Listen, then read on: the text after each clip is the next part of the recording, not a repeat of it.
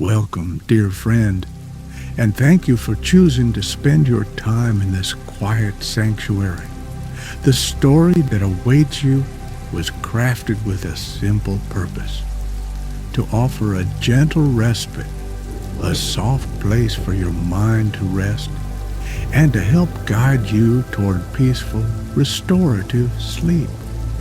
If this tale brings you comfort, a simple like a subscription to our channel or a quiet comment sharing your experience would be received with the deepest gratitude.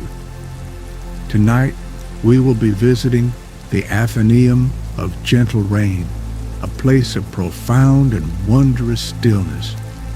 Here, within silent walls of pale clay, we will discover a library unlike any other, where countless vials hold not words, but the captured feelings of quiet days and peaceful storms. Prepare to feel the gentle calm of 1,000 restful moments, and allow this story to be a soothing balm for a weary mind. Chapter 1. The Threshold of Stillness. It is a kindness in a world of hurry to find a place that moves at the speed of falling leaves or the slow turning of a season. Silas, a mender of old and forgotten maps, had long sought such a place, and his quiet searching had led him here, to a valley spoken of only in gentle tones. He arrived at the Atheneum as the sky was softening to a gentle dove gray, the air cool and tasting faintly of impending rain. There was a quiet hush to the valley, as if the land itself was holding its breath in peaceful contemplation. Feathery ferns, their fronds a muted, restful green, grew in soft profusion, and the ground was carpeted with a thick layer of moss that seemed to absorb every sound. The building itself was a wonder of gentle architecture. It was low and circular, with walls made of a smooth pale clay that appeared almost luminous in the dimming light. It seemed to have grown from the earth, a natural formation as settled and ancient as the surrounding hills. There were no sharp angles, only soft, yielding curves that invited the eye to follow them without effort. As Silas drew closer, he noticed that the air around the Atheneum felt different, calmer, as though he were wading into a pool of deep and profound stillness. The path to the entrance was not paved, but was simply a track of dark, compacted earth, soft underfoot, which made his own approach feel hushed and respectful. He paused before a large, unadorned door of dark, oiled wood that was cool to the touch. It opened with a gentle push, swinging inward without a sound, and as he stepped across the threshold, the world outside seemed to fall away. The quiet that met him was a physical presence, a soft pressure that soothed the ears and calmed the mind. It felt like a soft, heavy blanket, wrapping him in a complete and total peace. The air inside was cool and carried a complex and deeply comforting fragrance. The clean, earthy scent of damp soil, the dry, sweet perfume of old parchment, and a faint electric tang of ozone, the very scent of rain itself. It was the smell of a peaceful afternoon spent indoors while a gentle storm cleansed the world outside. The interior unfolded before him in concentric circles of towering wooden shelves. The wood was the same dark polished timber as the door, and it glowed with a soft internal warmth in the gentle light. Upon these shelves rested an impossible number of small clear glass vials, each one catching the light and reflecting it back in 1,000 tiny, shimmering points. The sheer scale of the collection was breathtaking, yet it inspired no feeling of being overwhelmed, only a sense of quiet, peaceful awe. The light source was unclear, seeming to emanate from the very air, a diffuse pearlescent glow that cast no sharp shadows, leaving every corner soft and welcoming. From between two of the towering shelves, a figure emerged, moving with a grace that was as silent as the Atheneum itself. She was a woman with silver hair braided neatly and eyes the color of a placid sea, and her face held a kindness that seemed as old and as deep as the valley. She wore simple robes of undyed wool that made no rustle as she walked. A serene smile touched her lips as she saw him, a smile of pure and simple welcome, as if she had been expecting him all along. "Welcome to the Atheneum," she said, her voice a low and gentle murmur that blended perfectly with the quiet of the space. It was a voice that held no questions and made no demands, a sound as comforting as the soft patter of rain on a distant roof. She introduced herself as Nora, the keeper of this place, and her presence was as much a part of the Atheneum's peace as the silent walls and the scent of rain. She did not ask Silas his name or his purpose. It seemed such things were of little importance here. Instead, she simply gave a soft nod, an invitation to exist within this stillness for as long as he wished. With a gentle gesture, she indicated that he should follow, and her soft-soled slippers made almost no sound on the polished wooden floor as she led him deeper into the labyrinth of quiet memories. He could feel the last vestiges of the world's hurry unspooling from his shoulders, leaving behind a simple, profound sense of being precisely where he was meant to be. Silas followed, his own footsteps seeming loud in the deep quiet, though he knew they made scarcely a sound. He ran his fingers along the edge of a wooden shelf, the surface smooth and cool, worn by generations of gentle hands. He looked at the vials, seeing now that the water within them varied in clarity and color. Some were as clear as a mountain spring, while others held a soft, milky opacity or a faint golden hue. Each one, he was beginning to understand, was not just a drop of water, but a world of feeling, a single captured moment of peace.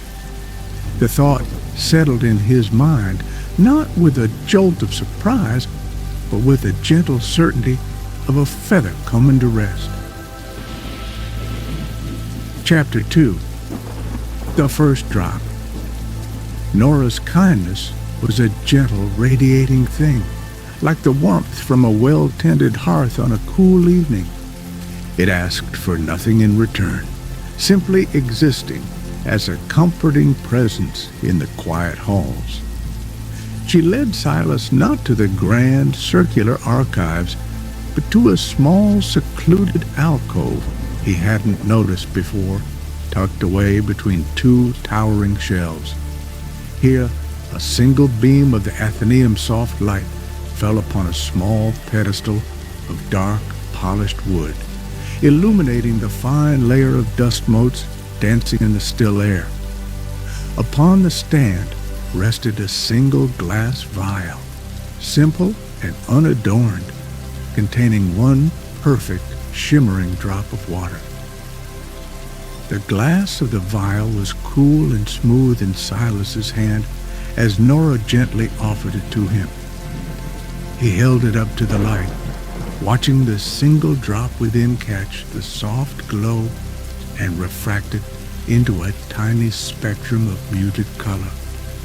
It was beautifully clear, holding the light in its heart like a captured piece of the sky. Nora's voice was a soft murmur beside him as she explained its origin. "This one holds a very quiet day," she said. "It is rain from a spring afternoon, gathered as it fell upon the very first buds of a willow tree that grows by a slow-moving stream." Her words painted a picture so vivid that Silas could almost feel the gentle coolness of that spring day. He could imagine the tender green shoots of the willow, damp and new, and the soft, patient murmur of the water. With a movement as delicate as a falling petal, Nora took the vial from him and gently removed the small cork stopper.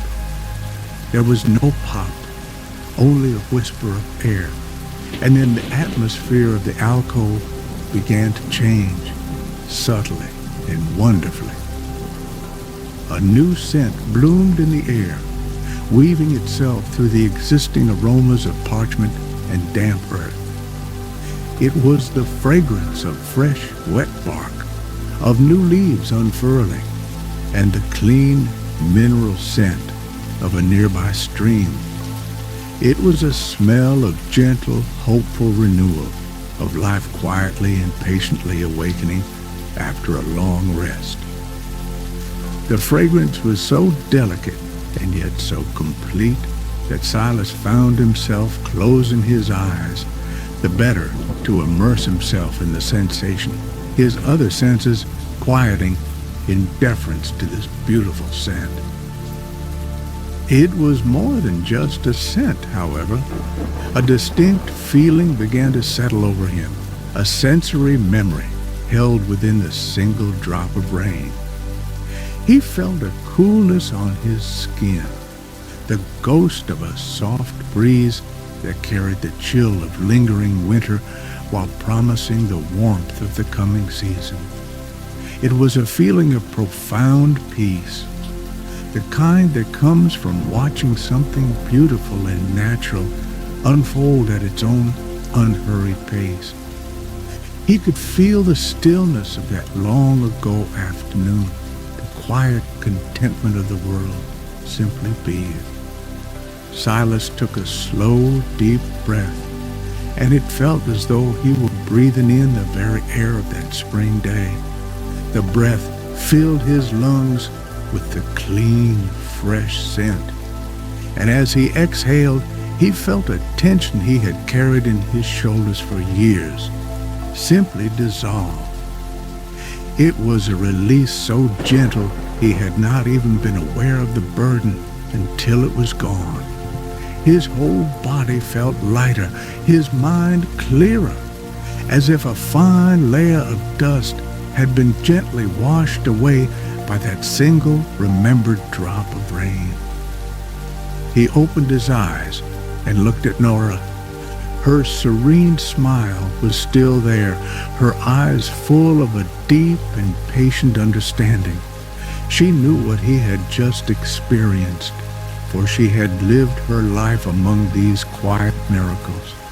She gently placed the cork back into the vial, and the scent and feeling of the spring afternoon slowly receded, leaving behind a lingering sense of profound calm in the small alcove.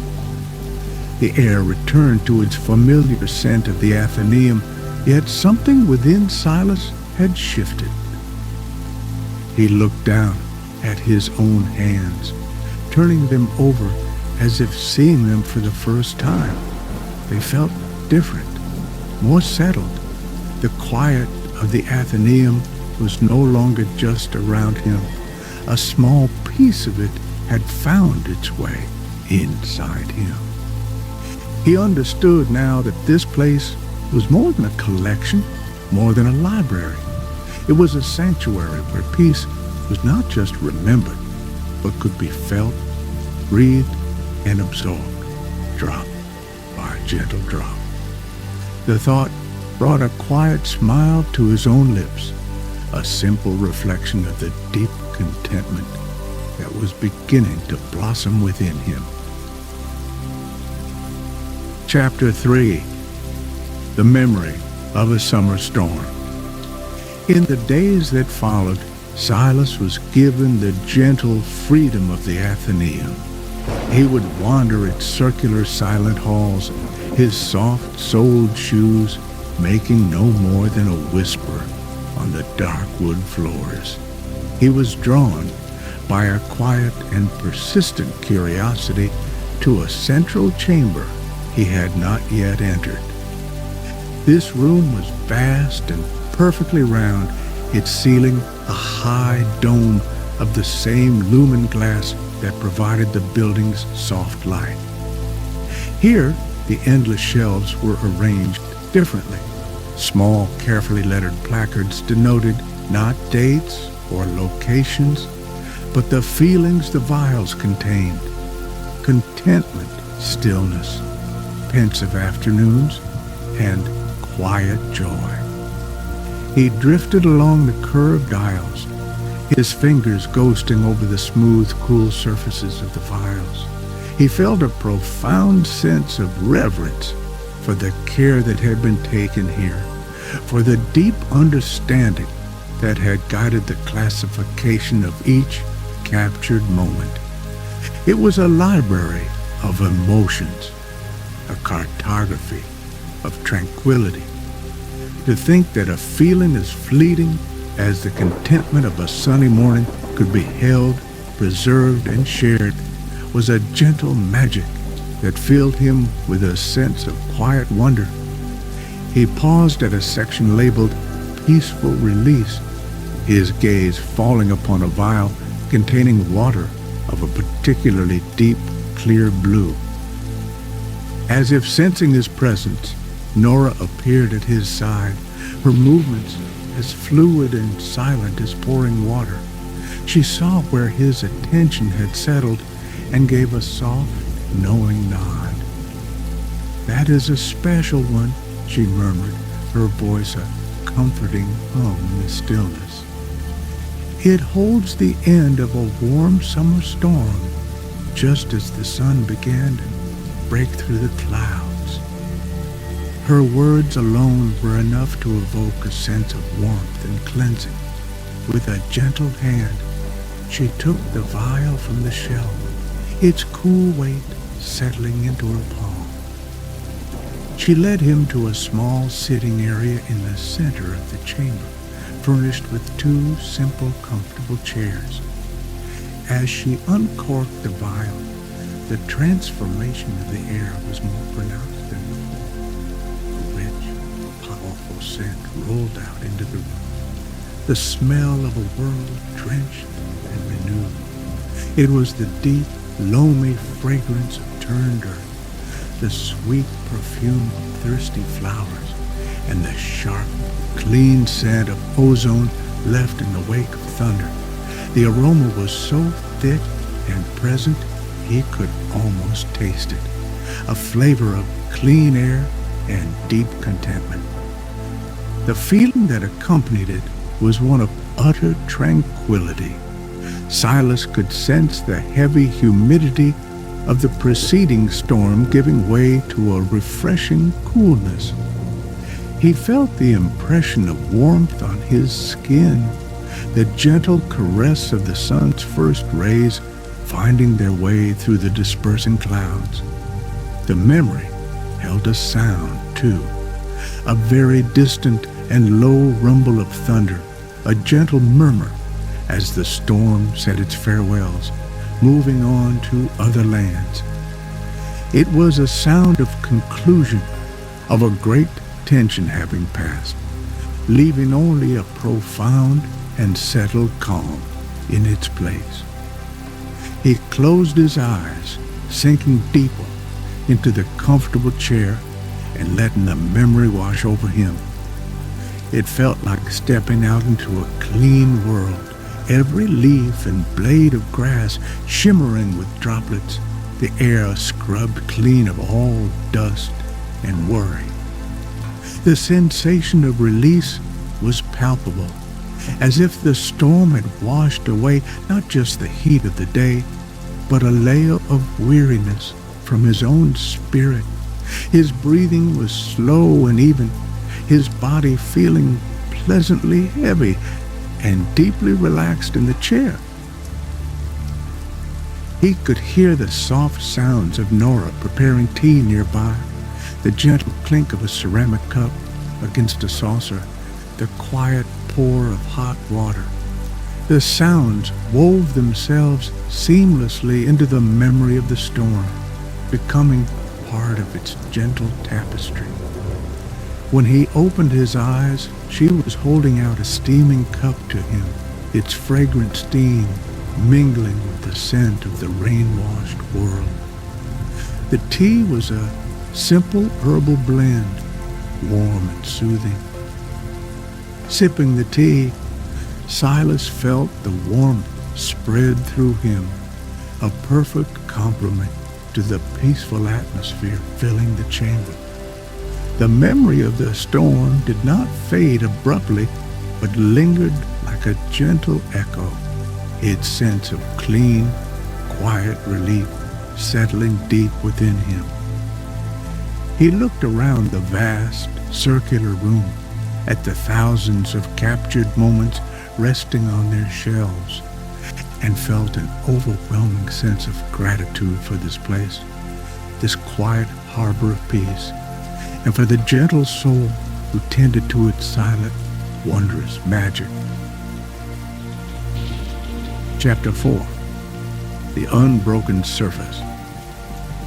After many days spent absorbing the gentle memories of spring mornings and quiet autumn evenings, Silas had become attuned to the subtle rhythms of the Atheneum. His own thoughts had slowed, flowing now with the same unhurried pace as the dust motes dancing in the soft light. He found contentment not in seeking new experiences, but in fully inhabiting the quiet of the present moment.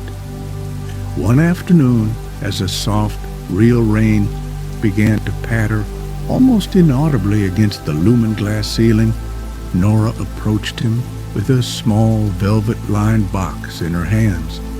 Her expression was one of gentle reverence. "I believe you're ready for this one," she said softly, her voice barely disturbing the profound silence. She opened the box to reveal a vial that seemed different from the others. The glass was older, with a faint iridescent sheen, and the single drop of water inside was so perfectly clear it was almost invisible. It seemed to hold a pure, solidified quiet. "We call this one the Unbroken Surface," she explained. "It was collected by the first keeper from the very first drops of rain to touch a newly formed pond deep in a wood so ancient it has no name." She did not open the vial immediately. Instead, she led Silas to a small private meditation room, empty save for two soft cushions on the floor. They sat opposite one another in the comfortable silence. The only sound was the faint, distant whisper of the rain on the roof above. When a deep sense of stillness had settled between them, Nora carefully uncorked the vial. There was no immediate scent, no dramatic shift in the air. The magic of this memory was far more subtle, a quiet unfolding within the mind. A feeling of absolute crystalline silence began to fill Silas's awareness. It was a silence deeper than any he had ever known, the silence of a place untouched by wind or worry. He could feel the memory of a vast, unbroken surface of water, a perfect mirror reflecting a gray, peaceful sky. There was no bird song, no rustle of leaves, only the profound stillness of the ancient wood. The air of the memory was cool, and carried the scent of deep, damp moss and ancient, undisturbed earth. As the feeling washed over him, Silas felt his own thoughts, already quiet, cease their gentle meandering entirely. His mind became as still and reflective as the surface of that long-ago pond. All sense of self, of time, of the room around him gently faded, leaving only a state of pure, peaceful being. His breath was an effortless, silent tide, rising and falling without his notice. A sensation of weightlessness came with the stillness, as if he were floating in that perfect, quiet water. Nora, too, had closed her eyes, sharing in the profound peace of the memory. The gentle patter of the real rain on the roof seemed to be the only thing tethering them to the present, and even that sound felt a part of the memory's deep tranquility. There were no thoughts of yesterday or tomorrow, only the perfect, unending now of the unbroken surface. It was a state of complete acceptance, a feeling of being a small, quiet part of a vast, peaceful whole. After a long, unmeasured time, Nora slowly and gently replaced the cork. The profound silence of the memory receded, not leaving a void, but revealing the gentle, familiar quiet of the Atheneum, which now felt as rich and welcoming as an old friend. The feeling of inner stillness, however, remained. It was as if the memory had not just been shown to him, but had imparted a piece of its own perfect calm, leaving a seed of that deep silence to grow within him. He opened his eyes and met Nora's gentle gaze. No words were needed. A deep and mutual understanding passed between them in the quiet space. She offered him a cup of chamomile tea, which had been waiting on a small table. Its warmth was a comforting anchor, and its familiar, soothing taste was a gentle welcome back. He drank it slowly, feeling the warmth spread through his deeply relaxed body, the quiet peace of the unbroken surface, now a permanent part of his own inner landscape. Chapter 5. Carrying the Quiet. On the morning Silas knew would be his last at the Atheneum, he did not seek out any new memories from the shelves. He woke with the gentle pre-dawn light and made his way to a large window in a quiet reading nook, a place he had become fond of. A real and gentle rain was falling outside, draping the valley in a soft gray mist. The ferns and mosses of the garden drank in the moisture. Their colors deepened to rich and vibrant greens. He sat in a comfortable worn chair, a warm cup of herbal tea in his hands, and simply watched. He watched as each droplet landed on a fern frond, gathering weight until it slid silently to the ground. He listened to the soft, rhythmic patter on the earth, a sound he now recognized as one of the world's most peaceful lullabies. He could smell the rich scent of the wet soil through the open window, a fragrance that now felt like home. He realized, with a sense of gentle discovery, that he no longer needed a vial to experience the profound peace of the moment. The Atheneum, through its quiet tutelage, had taught him how to listen for the stillness that was always present, just beneath the surface of things. The peace he felt was deep and abiding. It was not the fleeting atmosphere from a vial, but a steady, quiet wellspring within him. He felt the warmth of the tea spread through his hands, observed the gentle rise and fall of his own slow, even breath, and felt a pleasant, settled weight in his limbs. He was completely at ease, perfectly content to just sit and watch the rain, a quiet observer in a quiet world. The boundary between the peace of the Atheneum and his own inner peace had dissolved. When Nora found him there, she did not seem surprised. She simply stood beside him for a long, comfortable moment, sharing in his quiet observation of the rain-swept garden. The silence between them was full of unspoken gratitude and gentle understanding. There was no need for grand farewells in a place where time moved so slowly. When it was time for him to leave, she walked with him to the great wooden door. She did not offer him a vial filled with a memory. Instead, she pressed a small empty vial into his hand. It was beautifully crafted from clear, smooth glass, and its cork stopper was warm from her touch. "This is for you to collect your own quiet moments," she said, her voice a soft blessing. "The world is full of them if you know how to listen." It was the greatest gift she could have given him, the quiet confidence that he now possessed the skill to find his own peace.